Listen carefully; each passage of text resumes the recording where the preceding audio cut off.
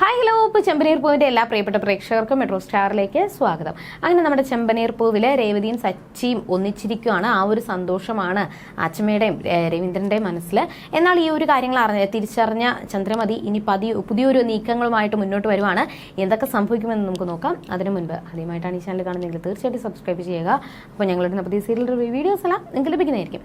അങ്ങനെ അച്ഛമ്മയോട് സംസാരിക്കുന്നതെല്ലാം ചന്ദ്രമതി കേട്ടു. അപ്പോൾ ചന്ദ്രമതിക്ക് മനസ്സിലായി രേവതിയും സച്ചിയും ഒന്നിച്ചിരിക്കുക, അവർക്ക് എപ്പോൾ വേണോ കുഞ്ഞുങ്ങൾ പിറക്കാം, അത്രത്തോളം അവർ പിരിയാത്ത വിധം ഒന്നിച്ചിരിക്കുകയാണ് എന്ന് ചന്ദ്രമതിക്ക് മനസ്സിലായി. ഇനി എന്തായാലും ഇതിന് പുതിയ കരുക്കൾ നിൽക്കേ പറ്റത്തുള്ളൂ എന്നൊക്കെ പറഞ്ഞുകൊണ്ട് ചന്ദ്രമതി ഇങ്ങനെ ആലോചിച്ചുകൊണ്ടിരിക്കുകയാണ്. അങ്ങനെ രാത്രി ഉറങ്ങിയിട്ടും ചന്ദ്രമതിക്ക് ഉറക്കം വരുന്നില്ല. ഈ ഒരു കാര്യങ്ങളൊക്കെ ആലോചിച്ച് ഭയങ്കര ടെൻഷനിലാണ്. എന്നാൽ രവീന്ദ്രനാണെങ്കിൽ സുഖം ഉറക്കമാണ്. അങ്ങനെ ചന്ദ്രമതി താഴോട്ട് വന്ന് നിൽക്കുന്ന സമയത്ത് ശ്രുതി താഴോട്ട് വെള്ളം എടുക്കാൻ വേണ്ടിയിട്ട് വരുവാണ്. അപ്പം നീ എന്താ റൂമിൽ നിൽക്കാത്തത് എന്ന് ചോദിക്കുമ്പോൾ ശ്രുതി ഭയങ്കര ഉറക്കത്തിലാണെന്നും ജോലി തിരക്ക് കാരണം ഒരു ക്ഷീണം കാരണം ശ്രുതി ഉറങ്ങിപ്പോയി, ഞാൻ വെള്ളം എടുക്കാൻ വന്നതാണ് എന്ന് പറയുകയും, എന്നാൽ നീ ഇങ്ങനെയൊന്നും ചെയ്യരുത്, രേവതിയും സച്ചിയും അത്രത്തോളം ഒന്നിച്ചിരിക്കുകയാണ്, അപ്പോൾ അവർക്ക് മുന്നേ തന്നെ നിങ്ങൾക്ക് ഒരു കുഞ്ഞ് പിറക്കണം എന്നതാണ് എൻ്റെ ആഗ്രഹം, അതുകൊണ്ട് മോള് അതിന് കഠിനമായിട്ട് പ്രയത്നിക്കണം എന്നൊക്കെ ഇങ്ങനെ ഓരോ കാര്യങ്ങളൊക്കെ പറഞ്ഞുകൊണ്ടിരിക്കുകയാണ്. ഈ ഒരു സംസാരങ്ങളൊക്കെ കഴിഞ്ഞതിന് ശേഷവും രേവതിയുടെയും സച്ചിയുടെയും കാര്യങ്ങൾ ആലോചിച്ച് ഭയങ്കര സങ്കടത്തിലാണ് ചന്ദ്രമതി.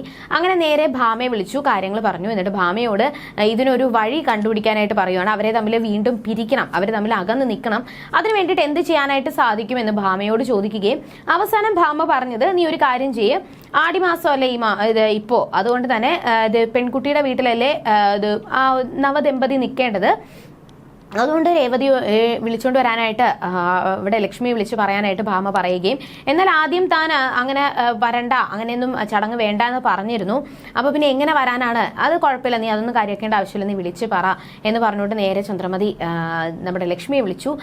ലക്ഷ്മി ദേവും ലക്ഷ്മി കോള് സ്പീക്കറിലാണ് ഇട്ടിരുന്നത്. അപ്പോൾ ദേവും കോള് കേൾക്കുന്നുണ്ടായിരുന്നു. അപ്പോൾ ചന്ദ്രമതി എപ്പോഴും ദേവുവിനെയും ഈ ലക്ഷ്മിയൊക്കെ കാണുമ്പോഴത്തേക്ക് കുറ്റപ്പെടുത്തുന്നത് പോലെ കുത്തി ഓരോ കാര്യങ്ങൾ പറയുകയും, ഇതിൽ ദേഷ്യം വന്നിട്ട് ദേവും നല്ലതുപോലെ മറുപടി പറയുകയാണ്.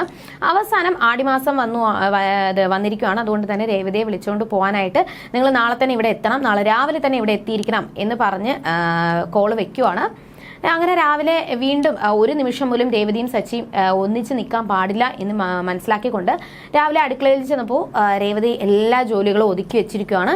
ഇനി പ്രത്യേകിച്ച് ജോലികളൊന്നും ഇല്ലയെന്ന് മനസ്സിലാക്കി അങ്ങനെ അരി ആട്ടി വെക്കാൻ വേണ്ടിയിട്ട് അരി ആട്ടി വെക്കാൻ വേണ്ടിയിട്ട് പറയുകയും, എന്നാൽ താൻ അത് 2 ദിവസത്തേക്ക് നേരത്തെ ചെയ്തു വെച്ചു എന്നും, എന്നാൽ അത് പറ്റത്തില്ല, നീ 2-3 ദിവസത്തേക്കും കൂടി 2 ആഴ്ചത്തേക്കും കൂടിയുള്ള അരിമാവ് ഇപ്പോഴേ അരച്ച് വെച്ചേക്ക്, അത് പുളിച്ചു പോകത്തില്ലേ അമ്മേ, അതൊന്നും കുഴപ്പമൊന്നുമില്ല, നീ ഫ്രിഡ്ജിൽ അരച്ച് വെച്ചിരുന്നാൽ മതി എന്ന് പറഞ്ഞുകൊണ്ട് നേരെ ഒരു 2-3 കിലോ അരിയൊക്കെ എടുത്ത് വെള്ളത്തിൽ ഇട്ടിരിക്കുമായിരുന്നു ചന്ദ്രമതി. അങ്ങനെ അതെല്ലാം രേവതിയെ കൊണ്ട് ചെയ്യിപ്പിച്ചു. എന്നിട്ട് ജോലിയെല്ലാം ചെയ്ത് വന്ന് രേവതിയെ കൊണ്ട് വീണ്ടും അവിടെ തറയൊക്കെ തുടപ്പിക്കാൻ വേണ്ടിയിട്ട് ശ്രമിക്കുകയാണ്. അവിടെ ടേബിളൊക്കെ നല്ല പൊടിയാണ്, നീ അതൊക്കെ തുടച്ചിട്, എന്നാൽ അതൊക്കെ താൻ ചെയ്തതാണ് എന്ന് പറഞ്ഞിട്ട് വീണ്ടും അത് ചെയ്യാൻ വേണ്ടിയിട്ട് പറയുകയും ഇത് കേട്ടിട്ട് രവീന്ദ്രൻ വന്നിട്ട് ചന്ദ്രമതിയെ വഴക്ക് പറയുകയും, മോളതൊന്നും കേൾക്കേണ്ട ആവശ്യമില്ല, ഇനി അവൾക്ക് വേണമെന്നുണ്ടെങ്കിൽ അവൾ തന്നെ സ്വയം ചെയ്യട്ടെ എന്നൊക്കെ പറഞ്ഞുകൊണ്ടിരിക്കുമ്പോഴാണ് നമ്മുടെ രേവതിയുടെ അമ്മ വന്നത്. അപ്പോൾ അമ്മയും അനിയത്തിയും വന്ന് കണ്ടിട്ട് രേവതിക്ക് ഒരുപാട് സന്തോഷം തോന്നി, ഓടിപ്പോയി കെട്ടിപ്പിടിച്ചു. അങ്ങനെ അവരെ അകത്തോട്ടിരുത്തി. എന്നാൽ അവർ വന്നതിന് ശേഷം കുറച്ച് സാധനങ്ങൾ ഫ്രൂട്ട്സ് ഒക്കെ കൊണ്ടുവന്നു.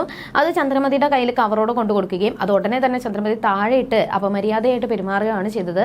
എന്നാൽ ഇതൊന്നും കേട്ടിട്ട് ഒരു അടി വെച്ച് കൊടുക്കാൻ വേണ്ടിയിട്ട് സത്യം പറഞ്ഞ് എനിക്ക് തോന്നി, അത്രത്തോളം അപമര്യാദയായിട്ട് പെരുമാറി. എന്നാൽ രവീന്ദ്രൻ അത്രത്തോളം പാവമായതുകൊണ്ട് ചന്ദ്രമതിയെ വെറുതെ വിട്ടിരിക്കുകയാണ്. അങ്ങനെ ഒന്നും പറയാതെ അവരെ കസേരയിൽ കൊണ്ടിരുത്തുകയും എന്നിട്ട് കാര്യങ്ങളൊക്കെ ചോദിച്ചു. ഈ ഒരു സമയത്ത് ചന്ദ്രമതി അവിടെ വന്നിരിക്കുന്നുണ്ടായിരുന്നു. ഈ ഒരു സമയത്താണ് ശ്രീകാന്ത് വരുന്നത്. അപ്പോൾ ശ്രീകാന്ത് വന്നു ദേവുവിനോട് സംസാരിക്കുന്നത് കണ്ടപ്പോൾ ചന്ദ്രമതിക്ക് അതും ഇഷ്ടപ്പെട്ടില്ല. ചന്ദ്രമതി അവിടെ വീണ്ടും കുറ്റം പറയാൻ വേണ്ടിയിട്ട് ശ്രമിക്കുകയാണ്.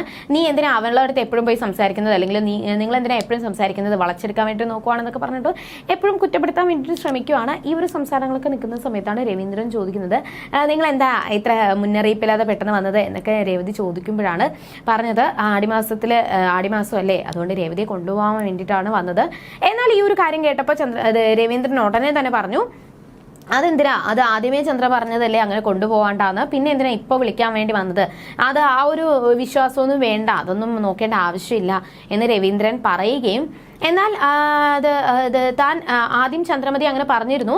എന്നാൽ ഇന്നലെ രാത്രി 1 മണിയായപ്പോൾ ചന്ദ്രമതി തന്നെയാണ് എന്നെ വിളിച്ചത് പറഞ്ഞത് നാളെ തന്നെ രേവതിയെ കൊണ്ടുപോകാനായിട്ട് ഇങ്ങോട്ട് വരണമെന്ന്. അപ്പോൾ ഇത് കേട്ടപ്പോൾ ചന്ദ്രമതിയുടെ ആ ഒരു കള്ളത്തരം പൊളിഞ്ഞിരിക്കുകയാണ്. അപ്പോൾ രവീന്ദ്രന് മനസ്സിലായി സച്ചിയും രേവതിയും ഒന്നിക്കുന്നത് ഇഷ്ടപ്പെടാത്തത് കൊണ്ടാണ് ചന്ദ്രമതി ഇങ്ങനെയെല്ലാം കാണിച്ചതെന്ന്. അങ്ങനെ എന്തായാലും ചന്ദ്രമതിയുടെ കള്ളത്തരം പൊളിഞ്ഞിരിക്കുകയാണ്. അങ്ങനെ ആ ഒരു സംസാരങ്ങളൊക്കെ നടക്കുന്ന സമയത്ത് ശ്രുതിയും സുധിയും താഴോട്ട് വന്നു ചന്ദ്രമതിയോട് സംസാരിച്ചു. അപ്പോൾ ശ്രുതിയെ കണ്ട ഉടനെ തന്നെ ലക്ഷ്മി പറയുവാണ്, മോളെ നീ എന്നാ വീട്ടിലോട്ട് പോകുന്നത്? അപ്പോൾ വീട്ടിലോട്ടാ? എന്തിനാ വീട്ടിലോട്ട് പോകുന്നത്? അല്ല ആടിമാസം അല്ലേ, അപ്പോൾ ഇന്ന് ഇത് പുതിയതായിട്ട് കല്യാണം കഴിഞ്ഞ് വന്ന പെൺകുട്ടികൾ ആടിമാസത്തിൽ അമ്മയുടെ വീട്ടിലാണ് നിൽക്കേണ്ടത്, അതുകൊണ്ട് മോൾ എന്നാ അമ്മയുടെ വീട്ടിലോട്ട് പോകുന്നത് എന്ന് ശ്രുതിയോട് ചോദിക്കുകയും ഇത് കേട്ട ശ്രുതിക്ക് ദേഷ്യം വന്നു. ചന്ദ്രമതിക്ക് ഇത് കേട്ടപ്പോൾ ദേഷ്യം വന്നു. കാരണം ശ്രുതിയോട് കുടുംബത്തെ പറ്റിയൊന്നും ചോദിക്കാൻ പാടില്ലല്ലോ. അത്രത്തോളം പണം കുമിഞ്ഞുകൂടി കിടക്കുന്ന ശ്രുതിയോട് വീട്ടുകാരെ പറ്റി ചോദിക്കാൻ പാടില്ല എന്ന് നമ്മുടെ ലക്ഷ്മിക്ക് അറിയത്തില്ലായിരുന്നു.